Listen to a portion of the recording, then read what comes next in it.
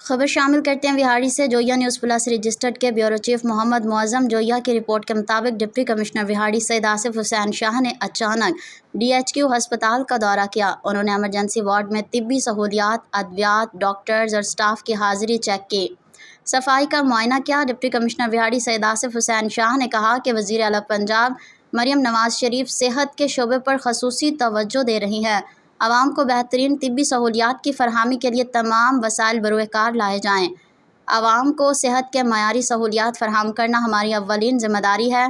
Air condition system को fall रखने में किसी किस्म की कोताही बर्दाश्त नहीं की जाएगी। डिप्टी कमिश्नर सैयद आसिफ हुसैन शाह ने अद्वियात के स्टोर का भी विज़िट किया। डिप्टी कमिश्नर ने अद्वियात के स्टॉक को चेक किया और मरीज़ों को मुफ्त अद्वियात की फरहमी यकीनी बनाने का हुक्म दिया। डिप्टी सैयद आसिफ हुसैन शाह ने मरीज़ों से तिब्बी सहूलियात की फरहमी बारे दरियाफ़्त किया, जिस पर मरीज़ों ने तिब्बी सहूलियात की फरहमी पर इत्मीनान का इजहार किया। डिप्टी कमिश्नर विहाड़ी ने हेल्थ कार्ड काउंटर का भी मुआयना किया और हेल्थ कार्ड काउंटर पर सर्विसेज की फरहमी बारे स्टाफ से दरियाफ्त किया। डिप्टी कमिश्नर सैयद आसिफ हुसैन शाह ने इंतज़ार गाह का भी विज़िट किया।